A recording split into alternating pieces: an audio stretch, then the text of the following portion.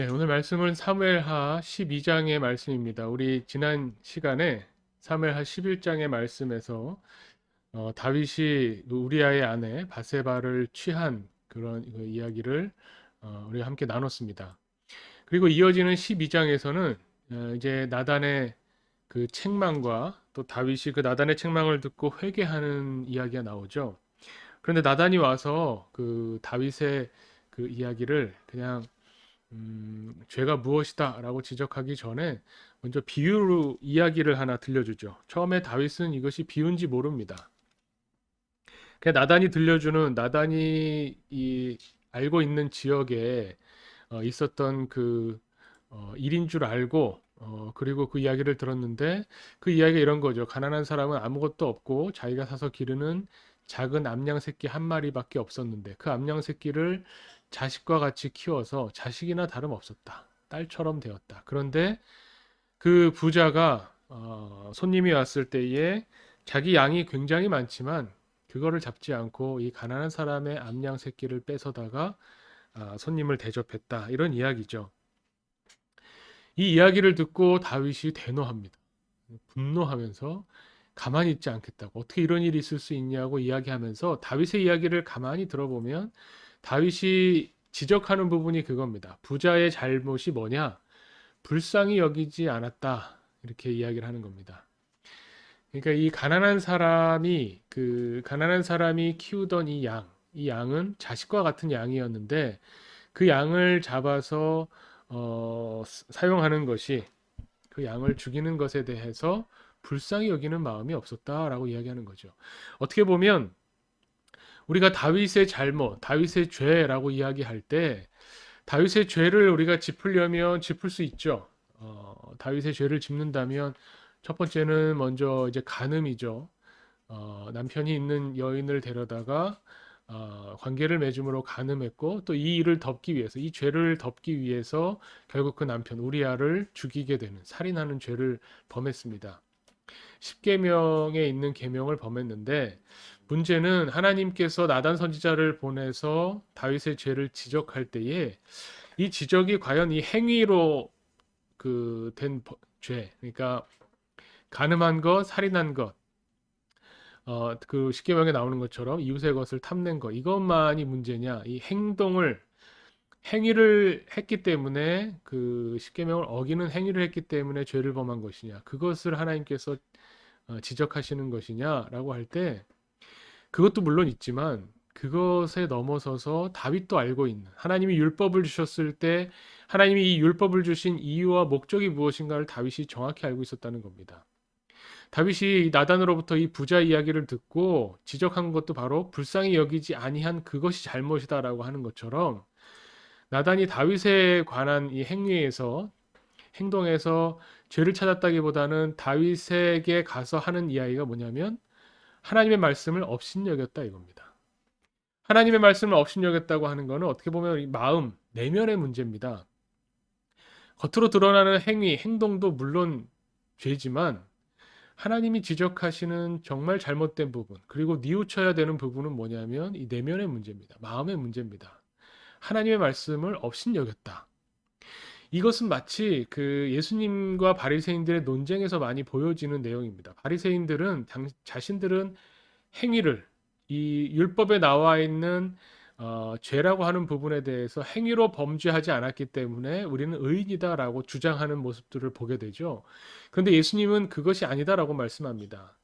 마음으로 이미 생각만 해도 마음을 그렇게 먹으면 내 내면이 어떻게 보면 하나님의 의도와 하나님의 뜻과 달라지면 그것은 이미 하나님 앞에서 죄다라고 굉장히 엄격한 잣대를 기준을 예수님께서는 말씀하시는 겁니다. 그래서 예수님은 율법을 폐하러 온 것이 아니라 완성시키러 오셨다고 말씀하죠. 이 다윗의 문제를 왜 내면의 문제로 이렇게 볼 필요가 있는가? 왜냐하면 다윗의 이야기, 다윗 이 12장에 나온 11장과 12장에 나오는 다윗의 어떤 다윗의 문제를 우리와 나와는 상관없다라고 우리가 여긴다면 바리새인들과 다를 게 없다라는 겁니다. 나는 그렇게 행동하지 않았는데 나는 십계명에 있는 뭐 간음죄나 살인죄를 범하지 않았다. 그러니까 나는 하나님 앞에서 뭐 죄를 고백하고 뭐 회개할 필요가 없다라고 생각한다면 다윗의 잘못이 오히려 우리에게 다윗이 인정하는 죄가 행위로만 그치지 않는다는 것을 우리가 깨달을 때에 이것이 나를 향해서 주시는 하나님 말씀이구나. 내가 살아가면서 하나님의 말씀을 업신여긴 것이 있지 않은가라고 돌아보게 되는 지점이 바로 여기에 있다는 겁니다. 이 내면의 문제. 다윗이 바리새인들과 굉장히 비슷한 행동을 하는 것을 볼 수 있는데요. 우리 지난주에 살펴봤던 11장 4절 말씀에 보면 다윗이 그 여인이 누군가 먼저 알아보고 자신이 본 여인 누군가 알아보고 그 여인을 데려와서 동침하는데 그 동침할 때 뭐라고 하냐면 4절에 그 부정함을 깨끗하게 하였으므로 동침했다. 이거는 뭐냐면 이미 남편 있는 여자를 범하면서 간음죄를 범하면서 율법에 나와 있죠. 여인이 부정한 동안에는 그 여자와 관계를 맺으면 안 된다는 이 율법은 내가 지키겠다는 겁니다. 그 부정함을 깨끗하게 하였으므로 더불어 동침했다. 그러니까 이 율법은 내가 범하지 않겠다라는 생각과 똑같은 겁니다. 그때 이제 그 나단이 다윗에게 지적하는 거죠. 당신이 그 사람이다. 그 불쌍히 여기지 않았던 사람, 내면에 문제가 있었던 하나님의 의도와 뜻과는 뜻에서 어긋났던 바로 그 사람이 당신이다라는 이 지적을 하는 겁니다. 누가복음에 보면 예수님이 이렇게 말씀하십니다. 바리새인은 서서 따로 기도하는데 하나님이여 나는 다른 사람들 곧 토색, 불의, 간음을 하는 자들과 같지 아니하고 이 세리와도 같지 아니함을 감사합니다. 바리새인들이 이렇게 이야기한다는 겁니다. 내가 행위로는 죄를 짓지 않았다. 토색하고 불의하고 간음하지 않았습니다. 감사합니다. 이렇게 이야기한다는 거죠. 그런데 오히려 세리는 멀리 서서 감히 눈을 들어 하늘을 쳐다보지도 못하고 다만 가슴을 치면서 하나님이여 불쌍히 여기소서 나는 죄인이로소이다. 이렇게 이런 자세, 이런 태도를 가졌다는 거죠. 그럴 때에 예수님의 말씀은 이렇습니다. 바리새인이 아니고 이 사람이 의롭다고 하심을 받고 그의 집으로 내려갔다. 하나님이 보시기에 하나님과의 관계에서 바른 것은 무엇이냐면, 의로운 것은 무엇이냐면 하나님 앞에서 내가 하나님의 뜻을 제대로 헤아리지 못하고 하나님이 불쌍히 여기는 사람을 불쌍히 여기지 못하고 그런 마음을 갖지 못하고 살았다고 하는 것, 하나님 앞에서 내가 죄를 범했습니다. 하나님을 업신여겼습니다. 라고 죄를 고백할 때에 그때 하나님께서 의롭다고 인정하시고 바른 관계가 맺어진다는 겁니다. 나단이 다윗에게 와서 이렇게 말했을 때 다윗이 나단에게 고백합니다. 내가 여호와께 죄를 범하였노라. 물론 행위로 지은 너무나 명백한 죄가 있습니다. 그것도 있지만 하나님의 말씀을 업신여겼다는 것을 인정하는 겁니다. 하나님의 말씀을 업신여겼다고 하는 것은 그래서 하나하나 행동 하나하나에서 어떤 율법이 제약을 가하고 있다기보다는 이 율법을 예수님께서 그 정신을 살려서 말씀해 주신 게 뭐죠? 내 이웃을 내 몸처럼 사랑하라. 모든 이 율법이 이것으로 집약된다고 말씀하셨죠. 내 이웃을 내 몸처럼 사랑하지 못했을 때에 내 옆에 있는 저 사람도 내 이웃도 하나님이 사랑하시는 사람이다. 내가 내 몸처럼 아끼고 사랑하는 것이 하나님의 뜻이다라고 하는 것을 인정하지 못하고 받아들이지 못했다고 하는 것이 하나님의 말씀을 업신여기는 거죠. 이 다윗의 경우를 살펴봐도 사실은 다윗의 부하입니다. 그러니까 우리아라고 하는, 게다가 유대인이 아니에요. 이방인입니다. 이방인이고 자신의 명령을 들어야 되는 부하.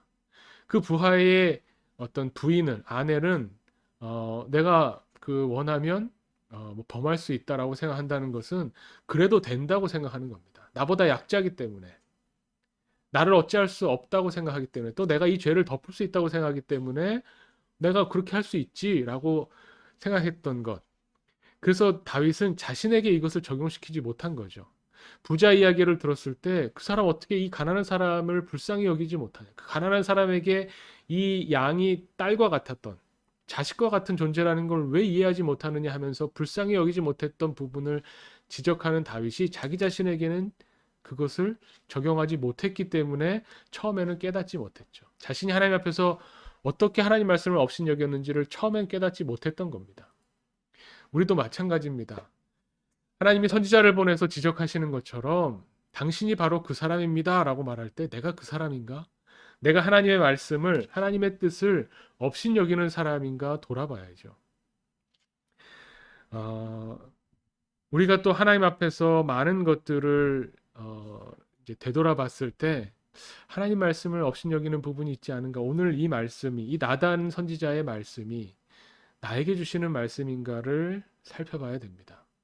그리고 또 하나 본다면 다윗이 이제 그 아기를 위해서 기도하다가 그 아이가 죽고 나서 어떤 그 받아들였던 모습 이것이 옳다라기보다는 그냥 다윗의 하나의 사례를 성경이 들려주는데 우리도 하나님 앞에서 간절히 기도를 하다가 그것이 이루어지지 않았을 때 어떻게 해야 될까?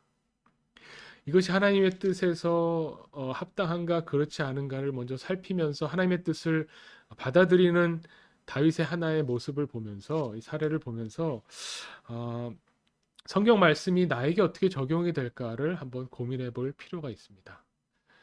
다윗의 이야기가 그냥 다윗만의 이야기 혹은 다른 사람의 죄를 범한 사람의 이야기라기보다 나의 이야기로 우리가 들려질 때에 내가 그 사람인가? 또 나는 내가 기도했을 때 하나님이 그 내 기도를 들어주시지 않았을 때 어떻게 행동해야 되고 받아들여야 될까? 이 부분을 오늘 12장 말씀을 통해서 더 깊이 묵상했으면 좋겠습니다. 아, 처음 낳은 그 우리 아의 아내 바세바 사이에서 낳은 첫 번째 아이가 죽었잖아요.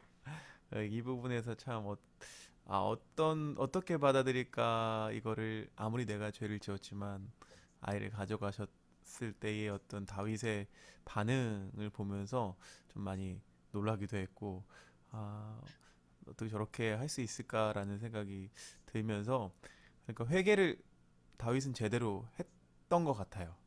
그래서 뭔가 여운이 남고 미련이 남은 것이 아니라 되게 짧지만 강력한 회개를 했고 또 그 7일 동안에 금식하면서 하나님과의 그 교류가 분명히 있지 않았을까.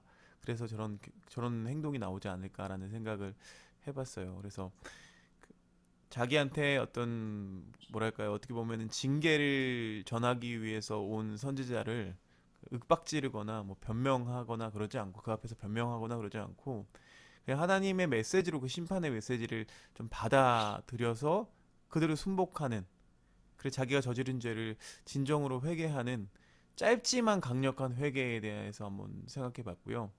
그래서 이게 좀 사울의 모습과 되게 많이 배치가 되는 것 같아요. 사울은 굉장히 어, 말뿐인 회개를 많이 했었거든요. 그러니까 지금 내 앞에 있는 이 어려움들을 벗어나기 위해서 난관을 벗어나기 위해서 그렇게 회개를 했던 모습들이 있는데 사실 죄를 인정하진 않았죠. 인정하지 않고 오히려 백성한테 책임을 전가시키고 책임 회피하려는 그런 모습들이 있었는데 다윗은 그냥 그 결과까지도 다 받아들이는 그 자세를 보게 됩니다. 그래서 시편 51편이 제가 알기로는 그 나단 선지자가 다윗한테 왔을 때 어, 그 내용이에요. 그 상황에서 시를 쓴 내용인데 그 내용 보면 하나님이여 주의 인자를 따라 내게 은혜를 베푸시며 주의 많은 긍휼을 따라 내 죄악을 지워 주소서. 나의 죄악을 말갛게 씻으시며 나의 죄를 깨끗이 제하소서. 그러니까 이 시편 51편 말씀이 오늘 말씀을 통해서 다시 한번 좀 더 깊게 다가오는 것 같고 그냥 우리가 피상적으로 습관적으로 그냥 했던 어떤 그런 회개가 아니라 진정한 회개의 모습 그리고 회개하는 자의 어떤 태도에 대해서도 오늘 그러니까 예를 들면 우리가 삶에서 사과할 때도 그 태도에 대해서도 다시 한번 배울 수 있는 그런 기회가 되었습니다. 네. 네, 그렇죠. 목사님 말씀하신 것처럼 우리야도 사실 자기보다 약자였고 나단도 어떻게 보면 여기서 우리가 선지자라고 하지만 사실은 다윗이 왕이니까 다윗보다 약자라고 볼 수 있는데 하나님의 말씀을 전할 때에 그 말씀을 받아들이고 정말 확실한 회개를 했다는 부분이 굉장히 그 부분은 그 다윗의 큰 장점이 아닌가 또 이렇게 생각이 됩니다. 네, 오늘 여기까지 이야기 나눠봤습니다.